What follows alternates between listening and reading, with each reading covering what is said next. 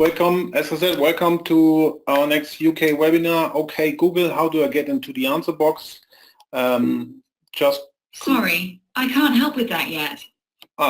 Just introduce you to my Google Home Assistant here. We'll just mute it. So, just some quick words about myself. My name is Björn Darko. I'm the Director of Professional Services for the EMEA region here at Searchmetrics.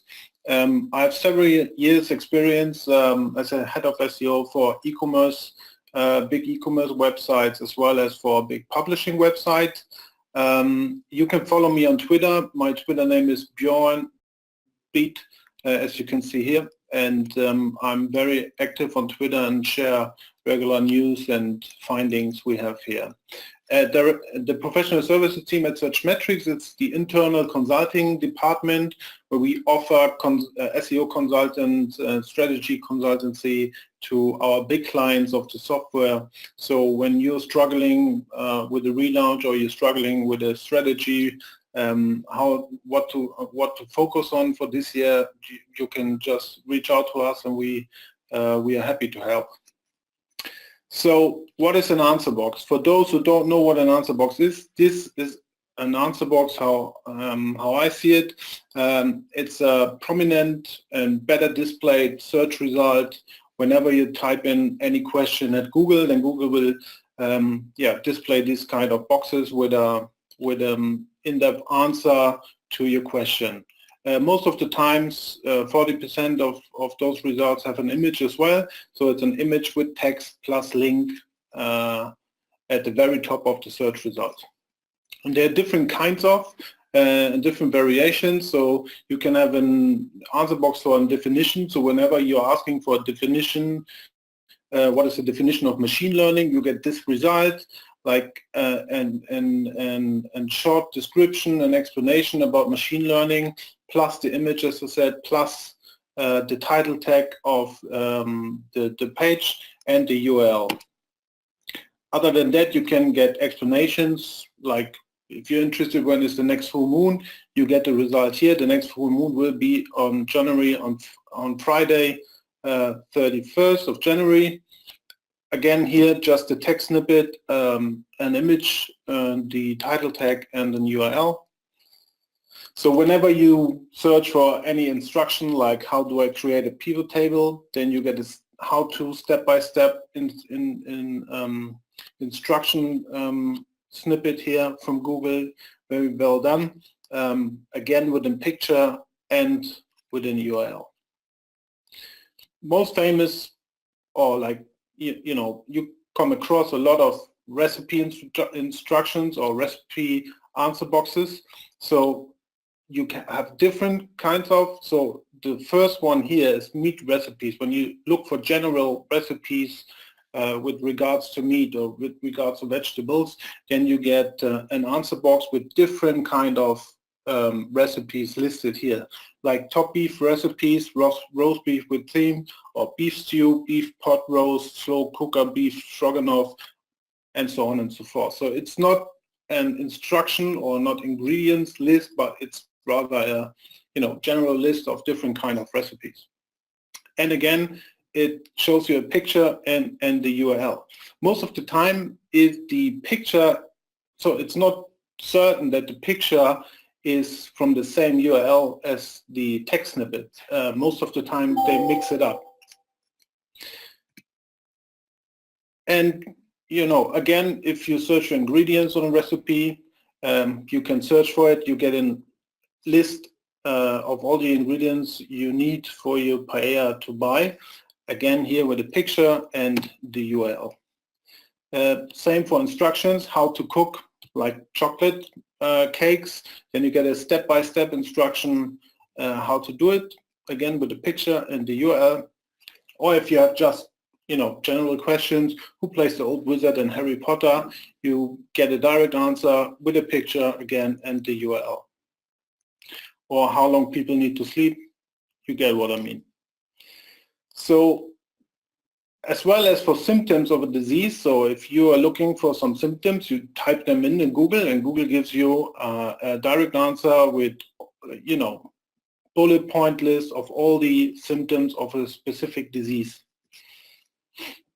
And also, that's what I found in a German website. I couldn't replicate it from the UK, but what I found in German is like when you search for a specific news topic, that you get a snippet as well in an answer box for news content from a publishing website. And most of the times here there will be a picture as well, which is very interesting. I don't think it's by purpose, you know, but it's very interesting. So for publishing websites, this can definitely something you can take advantage of.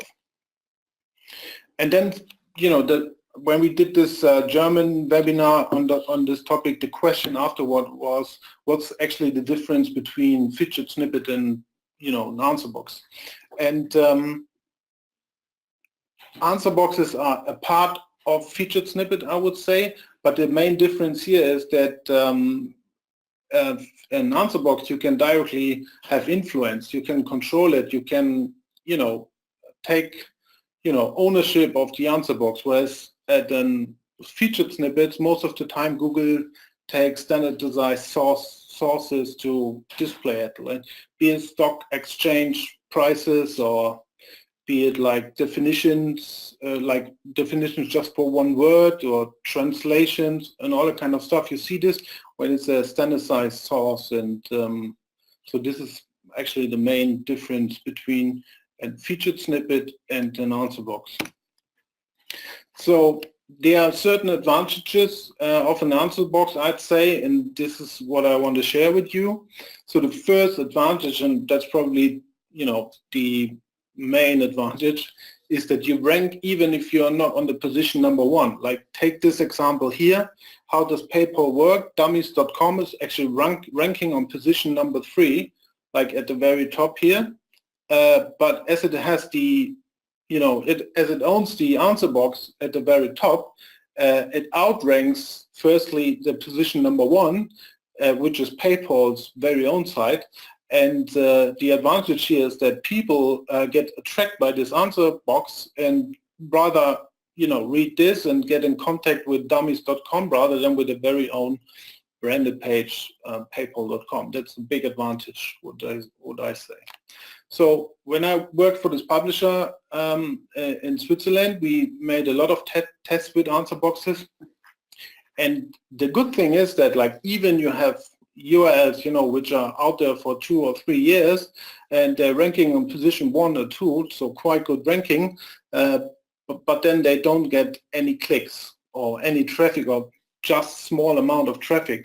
And so we had one URL which we optimized for an answer box, and we got into this answer box, and then boom, we had much more clicks, like 100% better click-through rate from this particular article. And you can see that from the screenshot here. That's the click-through rate from the Search Console just on this article.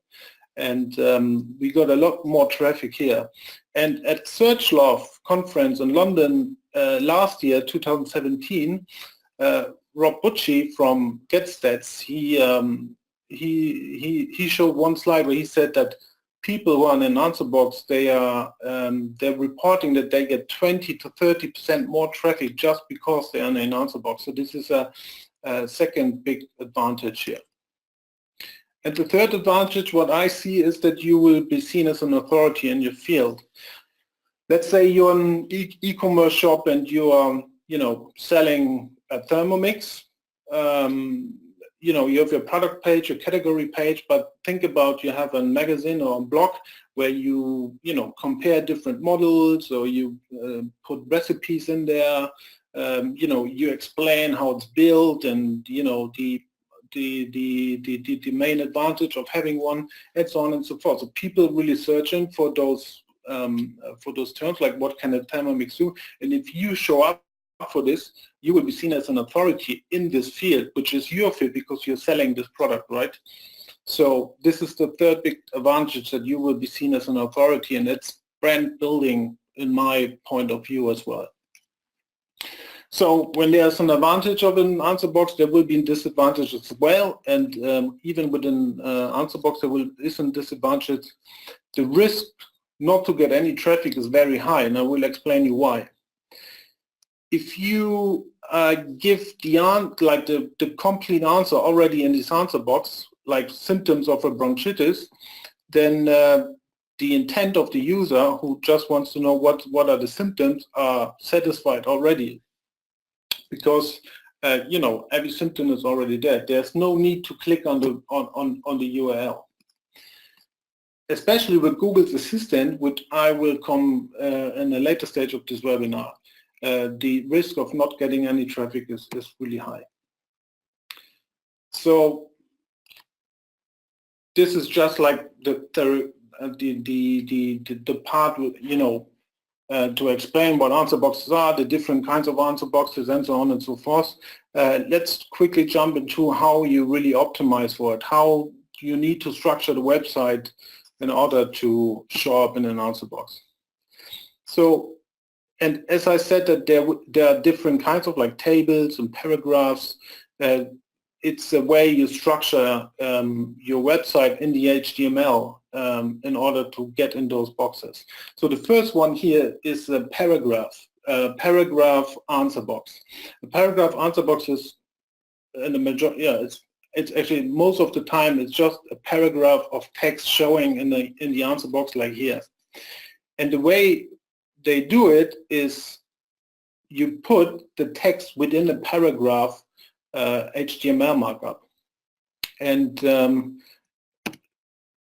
thing is that you should put 40 words-ish, like 40 to 45 words-ish into the box, because then it's a perfect match with the ability for Google to display it in the answer box. So 40 words in a paragraph will be helpful in order to get into this answer box. And then the other thing is that you put the question people are having as a heading, and you give the direct answer underneath the heading. 40 words-ish in a paragraph. That's actually the basic, setup. Then there's another answer box which is called, we call it list, and a list because you have different parts in a list overview, 1, 2, 3, 4, 5, 6, 7 different steps. And here's the same, like you have to structure it in a certain way. Question as a heading, the question is like the ingredients of a chocolate cake, and then you give the answer directly in the markup of an ordered list. Same is for tables, like these search query population of the countries. You get a list in a table, and same as here. On the website you can see the table is displayed on page, and within the HTML markup you have the table and the table markup, HTML markup structured, which is the way to go here for a table answer box. And then again a German result, because I couldn't replicate it for the UK, but there is a way you can rank in an answer box with YouTube content. And the way how to do it this here is like, how do I bench press correctly? And there's a video on YouTube, and you can see here from the URL that the result is from YouTube. You get the snippet, the picture actually from the video, and this snippet here is generated through the description you put into Google into YouTube. So that means actually whenever you upload a video, which could be potentially a good topic for an answer box, then make sure that you have a description with the question somewhere in the heading, and then the direct answer underneath it within the description. That really helps. And then what you should definitely do is focus on topics which require deeper research, like health topics are always something people want to do more research, because it's a very serious topic. when somebody's searching what is a brain tumor, he's not really satisfied with just 40 words, right? Because either he's affected or somebody in his closer circle is affected, so he really wants to do research. So when you show up, the potential is very high that he clicks on the URL and then reads your content when the snippet is well done.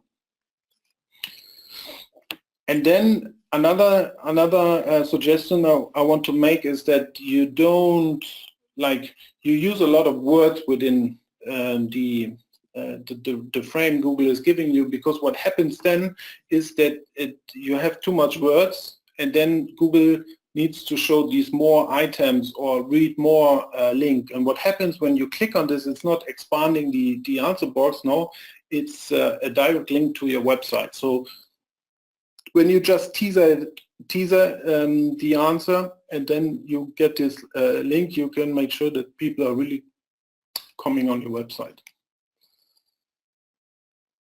Yeah, and as I said, if you optimize for YouTube videos, then the clicks on your videos are guaranteed. So if you have a strategy on YouTube, or you're producing videos for YouTube, then make sure you use the description field. I mean, anyway, use all these tags and keywords and stuff, but make sure that you have a description optimized for answer boxes.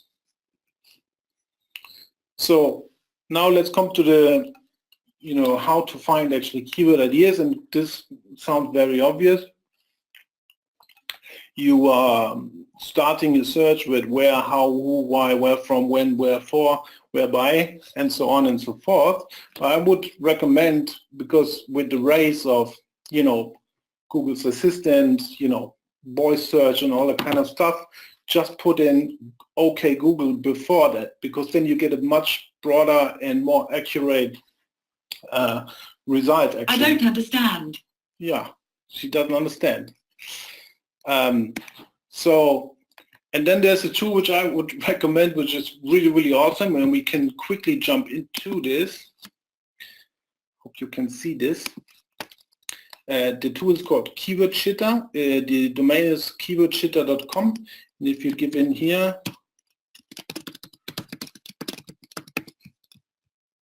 you press on Shit Keywords, you get everything which is related to OK Google Where. You see, you get a whole list, and it just stops when you press Stop the Job. So this is something you can use to get an idea about topics which are related to questions which could potentially be a topic for an answer box. What you can do then is you download everything here on this download list. You get a CSV. And then you can use the Searchmetrics Suite in the project area where you upload all these keywords. We will then crawl all these keywords, and then you can use the extended search integration to find an answer box, which means if you upload those keywords, we will check if for this keyword there is an answer box existent or not. It doesn't mean that you're ranking or you're covering or you're owning this answer box. It just shows you, okay, there is an answer box, and then you know if you can optimize for it or not, or it's a potential for you or not. So extended search integration to find answer boxes. You can filter this here, like we have different search integrators like the knowledge graph, Google carousels, Twitter cards, mobile apps, and so on and so forth. And here's the direct answer. If you click on this, it just gives you all the keywords which have, which triggers an answer box. So, now you have an idea about the different variations of answer boxes, how to optimize for it. And to the end of this webinar, I just want to show you how this is actually connected to a Google Assistant or Google Home. So I have a Google Home here, and I just want to quickly show you what how this is connected, because I was really amazed when I first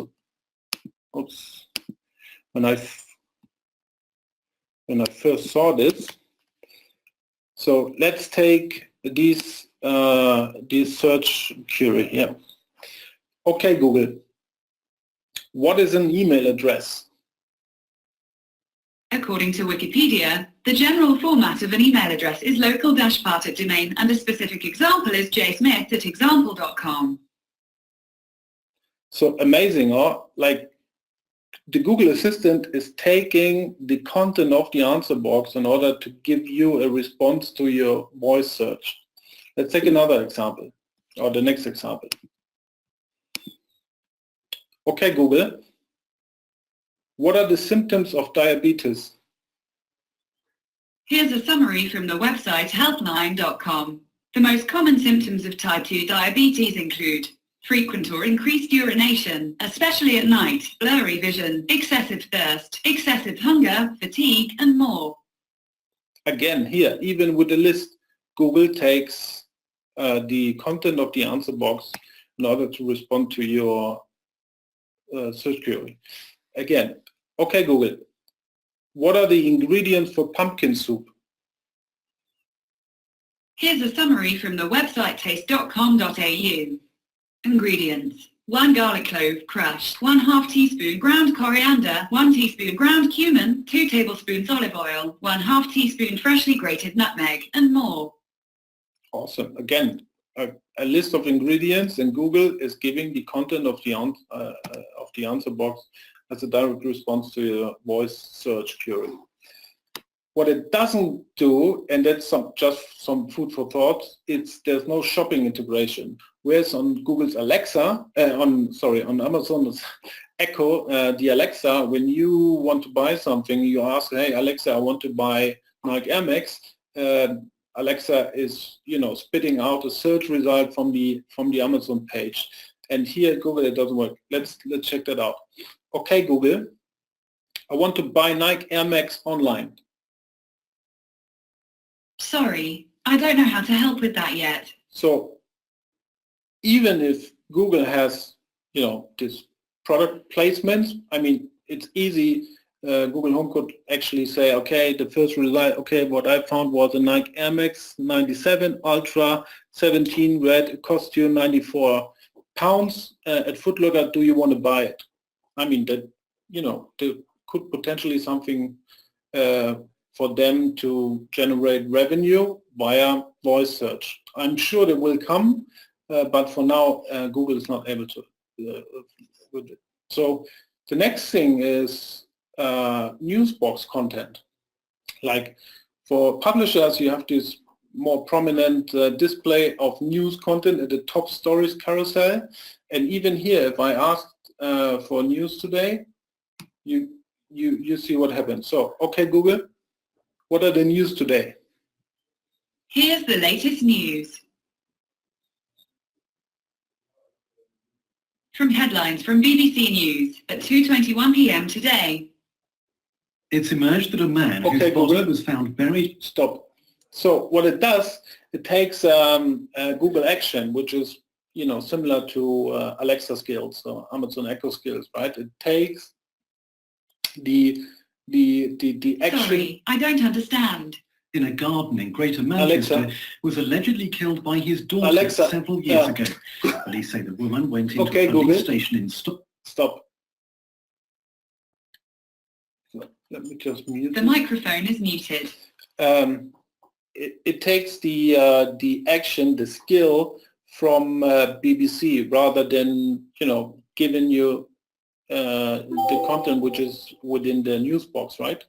But this will change as well because I don't know if you saw this article which came out yesterday, is that Google is sending via the Search Console to publishers. So when you're a publisher, check your Search Console, recommendations how to optimize for Google Assistant. And what you can do is, you develop an action like a skill or let's call it app, and you dedicate one directory on your website which is particularly done for Google Assistant. And then when somebody's searching, okay, I want to have all the sports news from the Sun, then you get the news read out here. And there's another thing but I didn't test it so far, and I didn't see any test for it. It's a new structured data schema markup for Speakable, where you can clarify and define parts on your website which are, you know, done for speakable content and voice search. That's how it looks like. You can check that up on schema.org. And that's it for the webinar today. I hope you got some nice insights. We still have time for questions. I'm happy to answer if I can. So if you have any questions, feel free to ask now. Catherine, terrific content. Thanks and well explained, demonstrated. Thank you very much, Catherine. Wherever you are, greetings to you. So there's one question from Marian. Does the content need to be written in a special style? Any recommendations here? So if you mean the content with, you know, within the paragraph, then no, it doesn't need to be written in a special style. The only thing you need to consider is that it is a direct answer in response to the question, right? So if somebody is asking for, you know, how many hours a human need to sleep in order to be fit in the morning, then it's you give the answer, it's 8 hours in order to be, you know, okay for the morning. Like that's what it is. So Catherine says she's from Tipperary, Ireland. Greetings to Ireland. Thank you, good webinar. Could you please expand the notifications via Google Search Console? Expand. What I can do is, here is the link to this article, and what I will do now is I put it in the chat so that you can check it up by yourself. Let me just quickly. There's a link to the article. Enjoy it. So there's another question from Romy. So you need your content to put between paragraph in the HTML code if you want to have a paragraph answer box. That's correct. Like, let me quickly go back to the slide. So that's the slide. So as you can see at the very top, this is the answer box at Google where the content is taken from the website here. That's the red box here. And this text snippet is placed between a paragraph, as you can see here. And that's how we do it. And just remember, it's 40 words-ish. If you consider this, then this should help definitely. So let's see if we have other questions. Do you know what % of Google search are currently carried out with Google Home other voice searches? No, I'm not sure. As far as I know, this guy, Rob Bucci from GetStats, he is doing a lot of research on this. I would recommend to check SlideShare or check any presentation or slide decks from him. You will find this number for sure somewhere there. So I guess it's American data, but you know, check this out. Other than that, check any presentations from Dr. Pete from Moss. He's doing a lot of research on this as well. So, hi, Harold. Hi, do we have to do anything special in Search Console? I don't know. I mean, in order to optimize for it, I don't think so. What you can do in Search Console, if you, you know, if you publish recipe content, there is these rich cards part in the Search Console. You can go and check there. There will be some recommendations how to set these rich cards up for mobile. But other than that, I don't think that you need to do anything there. So James, how is SEO going to change with voice assistants? No top 10. Very good question. Just number one in the answer box wins. It's a very good question. I have an opinion on this, and my opinion is that in, let's say, the next 5 to 10 years, I don't think that I think it's a big threat to SEO, but just in in terms of how we do our work and our job today, I think that SEO will become more like structuring content on websites, skills or actions. How do you say it? Like on databases. It's more about structuring and how to set it up. I don't think that SEO will be dead, but the job will change quite a bit. So I think it's more towards technical SEO, how to set it up, structuring, HTML, and content. So it will change definitely within the next 5 to 10 years, I guess. And yeah, as you said, I mean,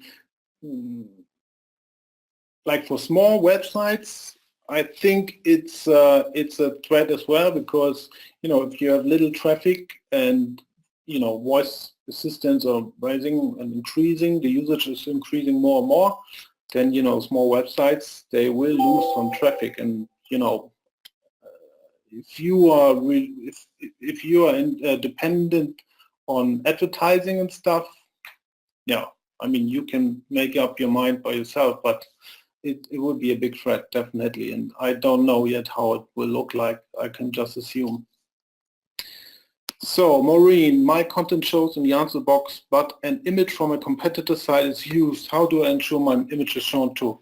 Yeah, I don't think that you can make this show, because I've seen it as well. Like, they mix this up. I don't know why this is, but I didn't find a way now until yet in order to fix it. I think it's just a thing Google does. If there's a knowledge block from Henry, if there's a knowledge box, does that mean that one could not exist? Is that an opportunity? If there is no knowledge box, does that mean that one could not exist, or is that an opportunity? If there's no answer box, you mean? I don't know. I think if you have questions which are made actually potentially for answer boxes, and there is no yet, try to get one. I have no idea. I think this will increase. So if you have this kind of first move advantage, then you should do it. But I don't have really a good answer to this. The only answer I can give you is, like, when you see that Wikipedia is owning a box, it's very easy to kick them out, because most of the search queries, Wikipedia is the best content for it, but Google wants to have more variation. So if Wikipedia is owning one, I kicked a lot of Wikipedia content out of answer boxes with my very own blog. So this works really well. Or if you see a website which is owning an answer box, but it's not really optimized for it, or it's like, there's not like paragraphs, tables and stuff, and you can't explain why they are in these answer boxes, it's very easy to kick them out as well. Or if the content doesn't really respond to the search query, same here. Maurice, could you give a recap of the steps to optimize for direct answers? Yes, as I said, like, for tables, if you have a table, a list of all the Formula One champions since 1950 or so, then you should make sure that you have the content within the table well structured in the HTML as table. If you have a paragraph, you should put the content within one paragraph, but make sure it's not longer than 40 to 45 words-ish.